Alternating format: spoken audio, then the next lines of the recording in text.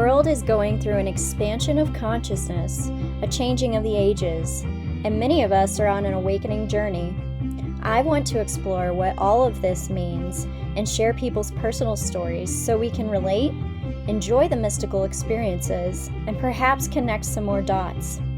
Everyone's journey is completely unique. I'm your host, Wendy, and this is Light Always Wins. Hello, everyone. Today I have a guest that I'm really excited about, Astara Jane Ashley. With years of deep healing and embodiment work behind her, Astara knows herself and her sacred purpose to midwife women's stories and wisdom through their books into a new cultural narrative that serves the collective by amplifying the rise of divine feminine energies. She believes that every woman's story matters. Her background in corporate publishing, transpersonal psychotherapy, and art therapy offers Astara's clients the support they need to unearth their soul's message, open their creative channel, and write the book from a place of authenticity and trust in their divine path. Astara's teachings are based on ancient knowledge and feminine principles of unity, connection, love, inclusivity, collaboration, community, equitability, and expansion. She has immersed herself in esoteric wisdom traditions as a priestess initiate of the 13 Moon Mystery School and as a scent anointing priestess. In addition to midwifing hundreds of manuscripts into the world, Astara is the creator of the best-selling New Feminine Evolutionary Anthology series, consisting of 8 books and hundreds of contributing authors. In 2022, she birthed her latest series of best-selling anthologies called Turning Point, empowering stories to activate the divine feminine within. Through these potent writing collaborations, she helps women claim their power, voice, and visibility. In 2020, Astara created a publishing imprint called Ashara Press for New York Times bestselling author Kathleen McGowan and published book 4 of the Magdalene Line series, The Boleyn Heresy, an instant bestseller. Astara's popular group writing program, Divine Writing Journey, a 12-month journey to birth your manuscript, has seen astounding growth as women around the globe empower their voices and step into their leadership to create lasting impact and change. Astara's logo, the flower of life, is an ancient symbol representing the energy of creation and flow of potential. It is a reminder of the interconnectedness of life and the beauty of the universe. With this engine of transformation as its symbolic essence, Flower of Life Press is dedicated and devoted to the emerging voices of leaders and changemakers, all of those beings who seek a home for the conversation of change. So without further ado, here is my conversation with Astara. All right, so today I'm very excited and honored to have my guest, Astara Ashley, here. And would you introduce yourself or just tell us a little bit about yourself? Thank you, Wendy. I'm so happy to be here with you. And so let's see where to even begin, right? I am currently, I'm a priestess and I'm a book publisher. And I'm a mom and a wife and a daughter. And I am here really to be conscious and to support other women in finding their truth and sharing their story, because every woman's story matters. Yes. And through my own journey, I was able to discover my voice and my truth. And after a lifetime of feeling kind of empty when it came to knowing myself, then I went through a divorce back in 2009. So it was a while ago, but it was the thing that really tipped me into the breakdown, which led to the breakthrough. Mm-hmm. Yeah. Wow. Well, the way that I found Astara was I signed up. I'll just let the listeners know I signed up for this Open Your Creative Flow workshop for writing for women who want to write a book. And do you mostly, I feel like you mostly cater to women. Are your offerings also open to men? Right now we cater primarily to women, and Okay. it just has organically happened that way. We do have male clients, Okay. and I have worked with men, with plenty of men, and supported them with their manuscripts. But my own sort of entry into sisterhood Hmm. is what really brought on this desire to serve women, people who identify as feminine, I suppose, to be able to find their voice after eons of being suppressed and Yeah. oppressed. Yes. So it does really niche down into serving and sharing women's stories. Not to say that men's stories are not important, because they are. Hmm. I just haven't found a channel yet to really focus on that. It's so important, and I know that, and I know that's sort of the evolution of where I'm headed, Hmm. is to bring men's voices into the fold and the conversation between us, and that union, that finding that union and bridging the factions. Hmm. So it's where I'm headed. For now, though, there's so much work to be done in Hmm. just connecting with women, and to hear their stories and to give them that safety to be able to bring it forward and clear it and release all shame, Yeah. and to be able to stand in our power as feminine beings on the planet. Yes, I love that. I had to ask because I don't know, I think we all just needed to hear that. And I do think that even collectively, we're in this cycle of the feminine rising and the feminine coming back and rediscovering it, whether you're male or female, like rediscovering that within ourselves. So that makes total sense that that's like where the focus is and where the calling is, and that there will be this point where maybe when we've integrated some of that some more, we'll be focusing more on that divine union as well, on a greater scale. But Yeah. yeah, and I totally was drawn to you because I feel the priestess archetype within myself very strongly. And Mm. I definitely want to pursue that path as well. I'm not sure what it looks like yet, but just Yeah. following the breadcrumbs, and I found you. Yes. And Yeah. I've had a book in mind to write, and so I was drawn to your workshop, and I just have to tell everyone like what beautiful and tell you what beautiful space you held. Like it was just this Mm. amazing container that felt so empowering and non-judgmental and compassionate, and just like really helped me reignite my like passion and get back in touch with my purpose, and like Mm. that my story is important, Yeah. and also helped me clear a lot of these blocks, like you were talking about with like the suppression of the feminine voice and our intuitive gifts and all of those things. So it was Yeah. really, really amazing. And I just had to know more about you after that. Oh, thank you, Wendy. I really appreciate that feedback. That's exactly my intention, right? Is to activate and catalyze us, and to show us how to be in relationship with each other in a whole new way.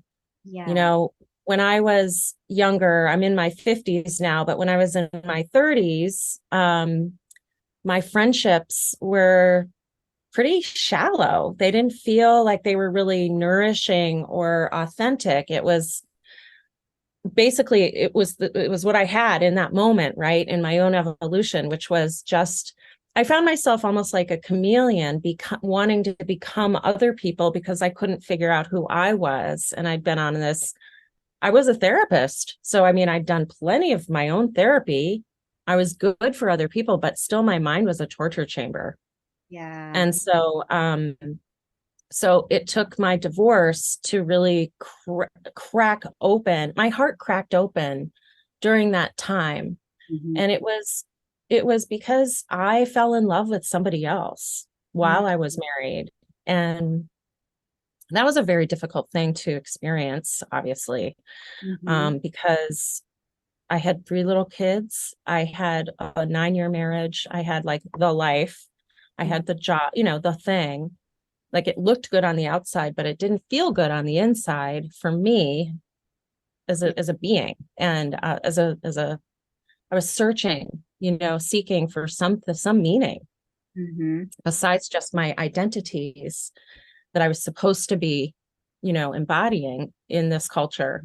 So it was that heartbreak that allowed me to finally, discover that my soul is a real thing and wants to be in my body and here on the planet and belong to life and to feel all of it Yeah. and to be the creatrix, right? And to find love and discover love. And so it really has been a path to discover and live from a place of love. And that's what I think the priestess archetype is this willingness to be in service to humanity, to the collective, through this inner gnosis, through living it. Then I can be in service, because that is the vibration that I can then ripple out into the world and share and allow other people to cohere with. Mm-hmm. And so that we can create community and we can create this belonging to each other without judgment, without shame, without all of that junk in the way of what's true. Yeah. Which is, it's hard. I mean, life sucks sometimes. It's so hard. And there's always initiations happening. And so like learning to live in alignment with these initiations, like what am I learning here? What is this for? How is life for me and not against me? Yes, yes. I love that so much. And that's a part of why I even started this podcast, is to show what people have been through and what they've come out of and how they've applied what they learned from even the hard stuff to their life, Yeah. improving Yeah. it. And then having that spread out to the people around them, and hopefully even further, Yeah. it's sort of Yeah. like when you're talking about the priestess, I see this like vibration, even more than a person. It's almost like this vibration that is just like radiating.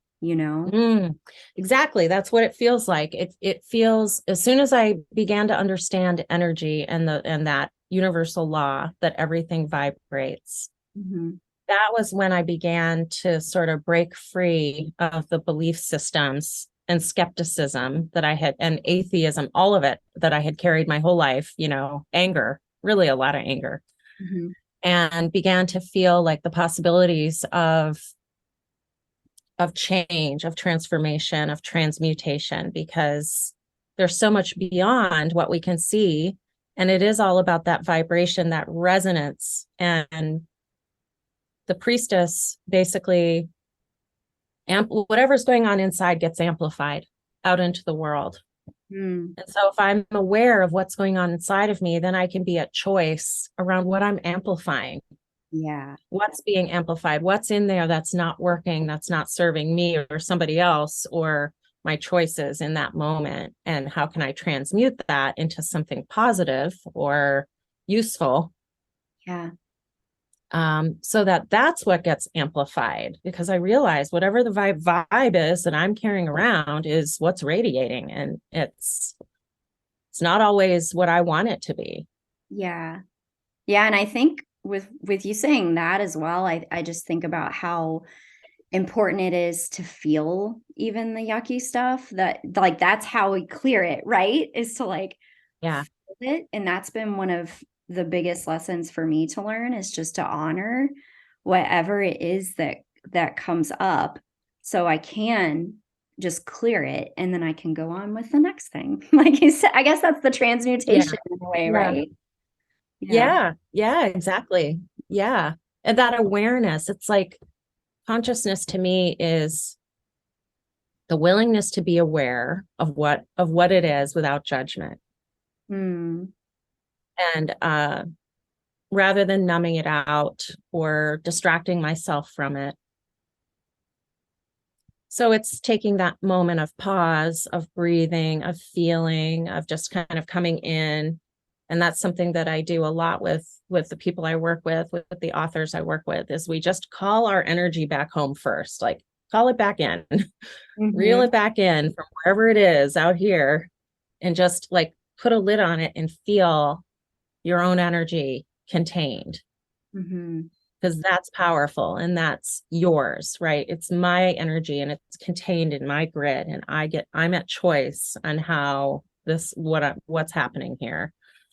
Yes. Um, That's such a powerful yeah, practice right now, too, with so many, like with social media and, just being exposed to so many voices and so many opinions and all of that. I think that's such an important practice to like call that energy back. Like that's just, it's yeah, so simple, but so powerful, you know? yeah, I love yeah. And it's that. just our willingness to be able to imagine it Mm-hmm. and trust that it's real, and that it's not, trust has been another big thing. Sometimes that leap out of one, worldview and into another one is tricky, Mm-hmm. because we have these tendrils that sort of grab us from the old belief system or fear. And so that willingness to just be facing our fears, which is why I think writing is so wonderful as a tool for self-expression, Mm. Yeah. because then we can face it and we can clear it and write it down and vent, and it's like so powerfully, it's such a powerful transmutation to get it out of the subconscious and out into consciousness so that it can be transmuted. Yes, and I think also it helps you observe yourself. It helps you come to realizations. It's almost like being your own therapist in a way. Yeah, You're like, yeah, "Oh, I didn't even realize that until I wrote it on the page," you yeah, know? yeah, exactly. Exactly. So, So it's that portal in to the truth, into what's going on in there, that is sometimes cloudy. yeah, yeah, totally. I found it Mhm. a really helpful tool. I wanted to ask you, how did you get on the priestess path? Because that is something that I feel like is not that common, but those of us who find ourselves on it feel it really deeply. So how did that happen? Yeah. Yeah. Oh gosh, it's such a mystery. The when I there was a moment when I found myself, having gone through my divorce, afterwards lying on the kitchen floor breathing into a paper bag. I was hyperventilating, anxiety attacks, panic attacks. And so I knew my body was telling me something was wrong, and I knew I needed to get help. So I found a coach, and this was my first coach as opposed to a therapist. Mhm. And she was leading women's circles. Mhm.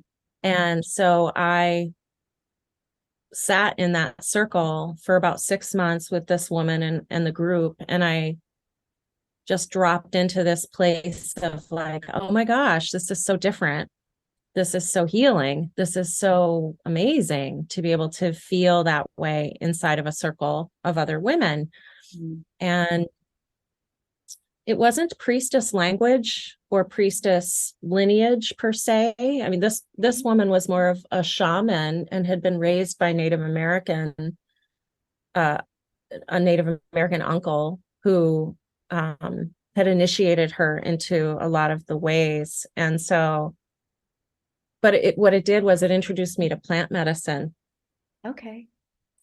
And so I began a cycle of doing ayahuasca and plant medicine like every 4 months for about 5 years. And Wow. that was a huge unraveling of my shadow. And the medicine did it for me because I didn't know how to get there. Yeah, I'd wow. been seeking for so many years, like, what's wrong with me? What's wrong with me? But the medicine peeled it away so quickly, and clear and healed. I just was on this huge, massive healing journey. It was amazing. Yeah. And over time, I came to the realization that I don't, the medicine basically told me, like, I don't need to journey with the medicine to be able to get there. Yeah. And so at that point, I started working with an energy healer, learning more about energy and vibration, the chakras, Mm-hmm. all of that, and understanding energy. And I was specifically looking for a teacher who I could do the journey work with without the medicine to Mm-hmm. get there. And Mm-hmm. that's when I found Elaine Kalila Dowdy, who has been my coach and mentor for about 8 years. And she is the focalizer of the Priestess Presence Temple. And that's where I learned about presence. Mm. That's where I began to understand through archetypal energy, through the divine feminine archetypes, the different faces of the goddess, of the feminine, that I was that I'm a fractal of all of that, Mm-hmm. and that I can sort of shapeshift into whatever I need in the moment. If I need to access compassion and open heart, I can do that. If I need to wield my sword and be fierce and hold a boundary, I could do that. If I needed to be present and sit very still and feel, like the priestess is just very much about like that deep, deep inner stillness and the waters of synchronicity and our intuition just like showing itself, Mm-hmm. then I can do that. And so that's how I found the priestess path, which is basically a vow to walk as love. Mm. And so I've taken that vow and I'm still figuring it out. It's Yeah. lifelong. There's no end point. Right. I see just like the shifts in my life over the past 8 years of doing the work, of being in this cycle, this yearly spiral of like going through these different archetypes and feeling into what initiations I'm experiencing Mm-hmm. around them. Yeah. Like for instance, one of the archetypes is the Queen of Death. And working with her has helped me to embrace the knowing that like death is not the grim reaper for Mm-hmm. me. Mm-hmm. Death is like falling into the arms of the great mother and being so loved, like, it's like being enclosed in like lush black velvet. Mm. I love that. And so it's created a place where I can feel not so scared Yeah. of death, and therefore be able to like have feel little deaths in my life and also the big ones too, Yeah. and be able to face it without so much fear, but like with trust. Mm-hmm. Mm-hmm. Trust. And so that's a big one. And then also, coming into my power and leadership and being willing to step out in my sovereign power in my voice and be willing to be vulnerable and willing to be projected on and hated by some people, like that is a huge initiation Yeah. that I've said yes to, but it's not easy. And my body sometimes responds Uh-huh. that and forces me to get real with myself. Like, what's going on? Where am I not taking care of myself? Where am I in some old pattern of like unworthiness again? Or, where are those tendrils of the old stuff kind of grabbing me down again so Yeah. that I can, you know, we call that like energy microsurgery. There's a lot of little things along the way Mm-hmm. that can help stay in the flow Yes. and on that path of love, right? Instead of slipping into despair Yeah. or feeling like no choice. Right. Right. It's like using that, it's that alchemy, right? Like using whatever the challenge is to just to learn from it. I mean, I feel like we said this before, but I Yeah. had to tell you when you were talking about the Queen of Death, is that what you said, or the Goddess of Death? Mm-hmm. Um, I feel like that was my initiation was through, loss and stuff. And I feel like when I discovered the Miraphors, the oil priestesses, the scent priestesses, Mm-hmm. it opened up so much for me. And spikenard was an Mm-hmm. oil that was like, you need me. I'm coming into your Yes. life. And learning about how these women would hold people at that moment of passing and really like tend to the bodies with so much reverence and really like help usher that soul to the other side. Yeah. It gave me a whole different perspective of what death is, and that it could, Mhm.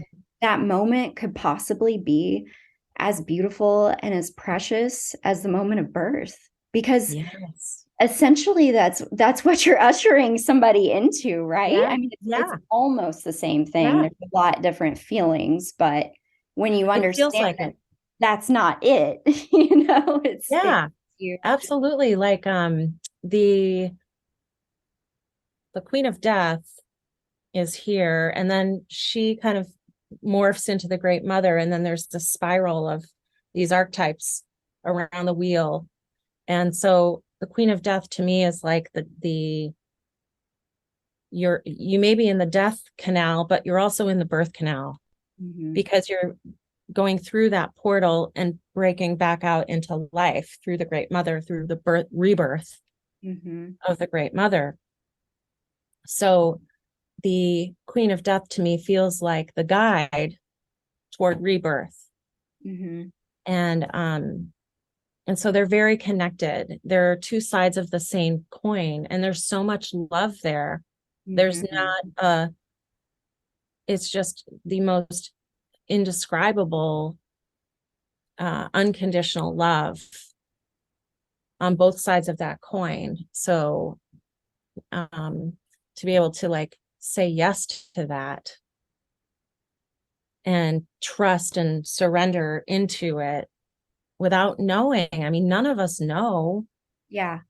And some people feel they may know, but really it's just a mystery, you know? Mhm. Like as Madonna says, life is a mystery. Yeah. So so yeah, so they really brings a framework, you know, this feminine, the divine feminine and the masculine, but primarily just like how to be alive in this feminine body and how to work the magic that's available here and do something good and be Yeah. in right use of power. I think a lot of us have been indoctrinated into wrong use of power, and also who knows, I mean, we have the capacity for all of it, so we Right. have experienced the dark and the light and everything in between. And so Mhm. to be able to work through a lot of that and let go of guilt and all those, the remnants of all of those vibrations that are not supportive, Mhm. and to say, I'm choosing right use of power. So I'm not going to be afraid of my power. I'm going to claim it and I'm going to use it for good. Yeah. That's even scary. That's one of the scariest things for me. Yeah. Like Yeah. I notice like I'll go to a meeting or something and like it more so in person when it comes time for me to introduce myself and like say what I do. Holy cow, that fight or flight, And it's like, isn't that interesting? What Yeah. is that fear of being seen? Yes. And it's so deep. Oh, it's so deep. It's, you know, I feel that it's the witch wound, Yeah. and that we carry this in our lineage, in our blood, in our DNA, through our ancestors. Every woman who came before us who had to face that Hmm. suppression and oppression and violence and fear for their survival. So it's so much a part of the amygdala, like the reptilian part of us is just this, oh, get the hell out of here. This isn't safe. Yeah. Yeah. Because I mean, I have said this before. I have felt like I've been chased by dudes with pitchforks. You Yeah. know, um, it's just a feeling, and it's scary. So knowing that we all carry that to some degree, and Mhm. then just like growing safety inside of our nervous system, being in a safe container where there isn't judgment, like setting those agreements ahead of time is what creates a really strong field. Mhm. So when we set those agreements, there's no judgment here. We witness each other. We don't try to fix each other because there's nothing to fix. Mhm. We just think there is, but there isn't. Mm. And we can gradually retrain ourselves to create safety from the inside out. Therefore, we can stand and speak and be in our truth and not fall apart. Yeah. Yeah. Because that falling apart thing, I mean, I could never face conflict. I was so scared of conflict. I would run away, bail as soon as it came into my space, Uh-huh. and now I have to stand and face it because I know I can do it now and hold my strength, even if it's scary and I'm still in fight or flight, but I can like ground myself. I know that I have a voice and I have a right Yeah. to be engaged in that, whatever it is. Yeah. And also, I can choose to not wage war. So if Yeah. somebody's coming at me with darts or with pitchforks, I just can't, I'm just not, I just don't play that game. So you Yeah. go ahead and try, but I'm gone. I'm like disappear like Merlin. I love it. I'm gone. Good luck. I'm not playing, not taking the bait. I'm like already feeling that feeling you get on the other side of those situations too, where it's can be uncomfortable, but when you stay true to yourself, how good it feels. Like Yeah. how your soul is like, good job, you know? Yes, exactly. Yeah. And that's that inner knowing, like, okay, I'm in alignment, like Yeah. on the right path. I've made the right choice. And if not, I can course correct, but Mm-hmm. just always checking for that. So that's my new mantra is like, I refuse to wage war in any way. Yeah. I'm not doing it. And that feels very safe because I'm Mhm. creating that, from the inside out And peaceful. and peaceful. Yeah. And also sometimes a little bit separate because it's a game that we all have been playing for so long that when somebody steps out from that game, it's going to trigger people. It's true. And so the willingness to be to be a catalyst to trigger other people, like, okay, I'm willing to trigger other people and I'm willing to be projected upon, but not that much. Like, I don't want Yeah. that much of it. Right. So that's when I'm like, I'm gone. I'm disappearing. Yeah. Yeah. I hear that. Yeah. So, what led you to start Flower of Life Press and your other offerings that go along with, helping authors? Yeah. So I was a therapist, an art therapist, and a counselor. I also had my undergraduate degree in graphic design, and I was a book designer.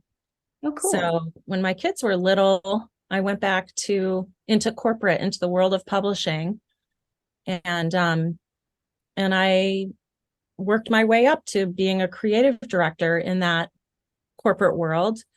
And so I got to know the business and I got to know books and I got to know all aspects of the process. And what I realized was a lot of the authors who I was working with were really unhappy with how things ended up because corporate would really totally change their voice, their message, their book for the bottom line, Wow. all about money. And it Uh-huh. was like the rich white guy in the corner office telling some woman how to change her story.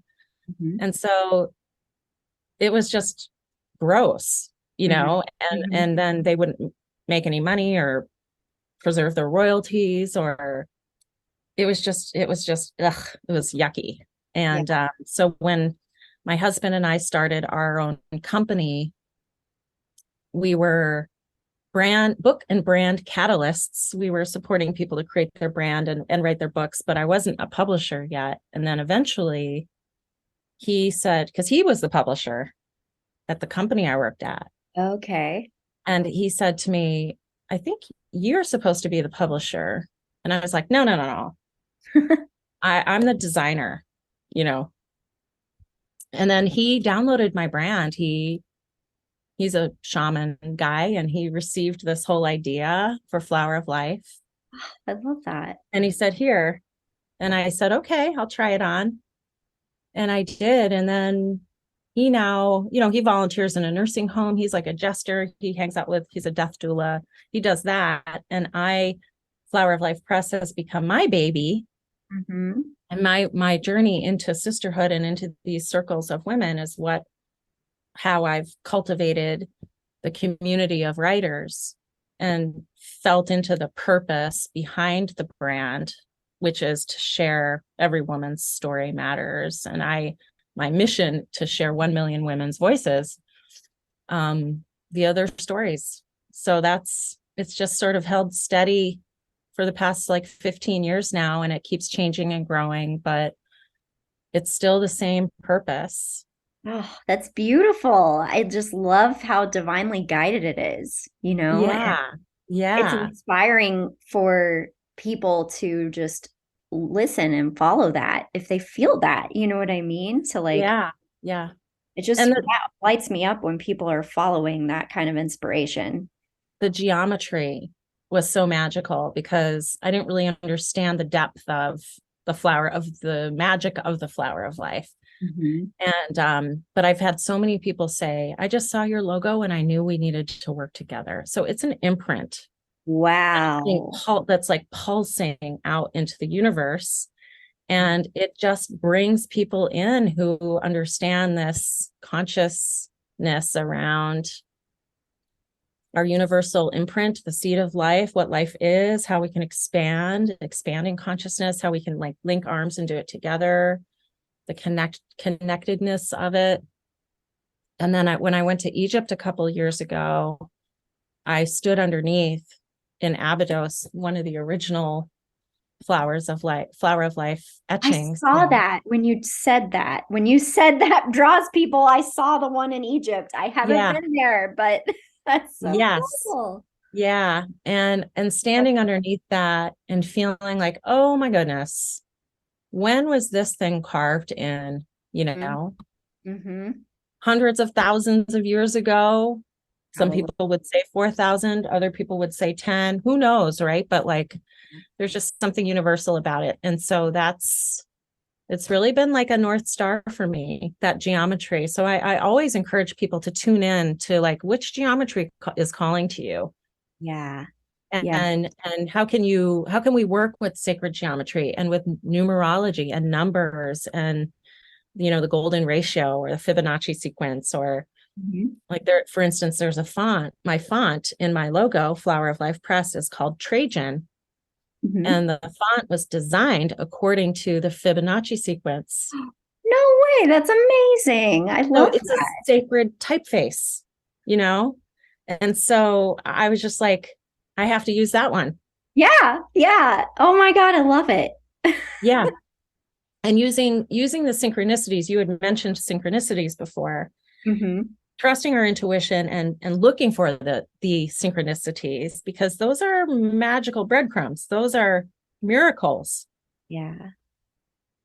And an example of that, which I've noticed is just crazy how it's happening faster and faster. But my husband and I were out on the deck the other night and we saw a little hummingbird and the rhododendron, and we have a little feeder next to us. And so I was like, come on over. And he flew over to the feeder and hovered this far from my face, but never left. He was there for like a minute, but it felt like a year. He just didn't turn away and he didn't fly away. He just hovered and like ate a little bit and then looked at us and then ate a little bit and looked at us and just didn't fly away. Love that. And we were like, what a miracle that is. And his throat, his ruby red throat was glowing, and his Mm. green feathers were like, he was just such a miracle. Yeah. Yeah.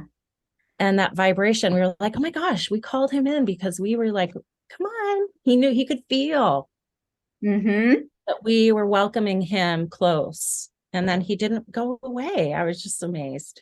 You know what else occurs to me with that story too? It's not only you were inviting him, but that you're in tune with it all. That's the Mm, thing with the sacred geometry and the um having that understanding of sort of the unseen. To me, like the sacred geometry is sort of like the design behind it all. And yeah. not that we really can pin it down still, but Right. you are following those breadcrumbs and you're beginning to understand, like, oh, this is the structure of the natural laws. This is the Yeah. structure of nature. And if Hmm. you're aware of that and you're in tune with that, I feel like the animals feel it. They're like, oh, you're a Yeah. part of nature. Whereas a lot of us may feel very separate from nature these days, you know? And I feel like he Yeah. was just feeling your connectedness to it all, you know, not just even him. Yeah. Yeah. Yeah. Something It's like the that, grid. The grid was clean. yeah, And what was being amplified was that feeling of like, because in that moment it was so gorgeous out, like the sun was setting, the flowers were just so gorgeous and bright, the green frequency, and nature blows me away. The beauty of nature blows me away. And it helps me remember that I am nature. yeah. And that's such a, what you just described is such like a heaven on earth experience to me. Yeah. You know, Yeah. when you can We really are see in the Eden. We vibrancy. are in Eden. I feel like it, you Yeah. know, we're like reclaiming Eden, Yes. having been, expunged from Eden as evil, as Eve, right? The sinner, Mm-hmm. but reclaiming it because it's here for us. And no wonder she ate from the tree of wisdom. She ate the apple because why wouldn't we want to receive the bounty that's here for us? Yeah. Yeah. It's so wild how the cycles have played out, you know? Yeah. I know that the feminine has this sort of rise and fall as everything does. And I feel really, you know, I want to use the word privilege to be here to watch it rise again. Yeah. Because I feel like that's what we're in, you know, like maybe I definitely look at the bright side most of the time. I Yeah. like to see the big Yeah. picture and acknowledge it all, but I can't help but feel deeply like we're here to see it rise. We're here to see things go in a more harmonious direction. At least I know that's what I'm Yes. here for. So, Yeah, me too. And it is a privilege. It really is to think about the span of time, like this little window of like 100 years that we happen mhm. to live inside of, in Mhm. which life has been really abundant. And how Yeah. privileged are we to have experienced this, and the hope and the growth and all of that. And now, who knows? And we may be witnessing the decline of our species, of many species, of the planet cohering in a different way. Mhm. So it's like, wow, what a gift that we've been able to be here to witness it Yeah. and do Yep. what we can to shift, to bring more love and light and that vibration to life and to the world. Yeah. Yeah. Well, I wanted to ask you, what has been your greatest challenge and what gold did you extract from it? Oh my gosh, this is so funny that you phrased it like that because so hopefully this isn't TMI, but like I just got through my second kidney stone attack. And the first one happened about 6 months ago. And then it happened again, the other side. Mm. And it put me in the hospital, like ambulances, pain, morphine, the big picture of like screaming, being wheeled into the ER, the kind of thing, like if you see somebody who's experiencing that, it's like, oh my gosh, what is it? Right. And getting through that, um, I realized that I'm writing my book right now, and I'm going to write a chapter on this initiation of the Oh, kidney stone. wow. And it's called Mining for Gold.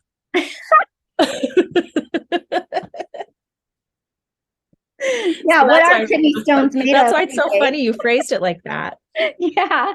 Because basically you have to like pee into the strainer and try to catch it Oh my gosh.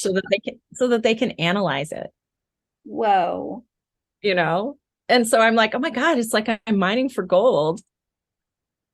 And so now I'm laughing, but I was not laughing a few days ago. Yeah, I bet you weren't.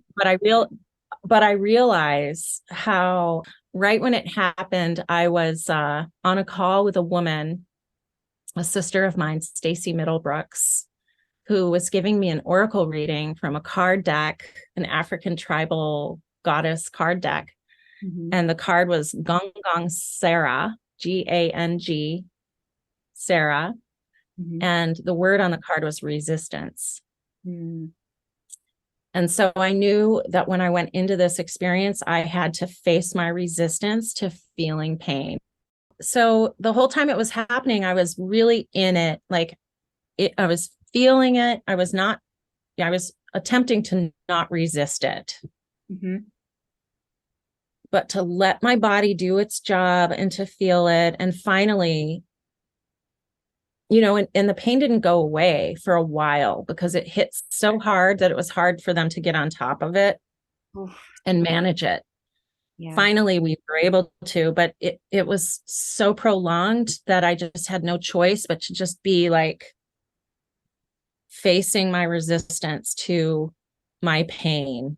Mm-hmm. And the kidneys are about grief and anger.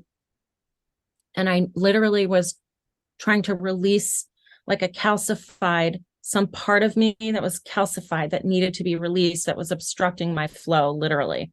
Mm-hmm. And so it was such a metaphor for that. And also in the process of alchemy, calcification is what happens as part of that. So the calcification, that process of like sort of mining through the ashes to see what's there, right? Like what the calcification is, what needs to be released. Mm-hmm. So so that was one of the biggest initiations that I've had recently was the. Okay, this is interesting. At this point in our interview, Astara and I got cut off by the internet just dropping out mysteriously several times. My gosh. Well, you should probably wrap it up. Feels like somebody's trying to tell us something. I know.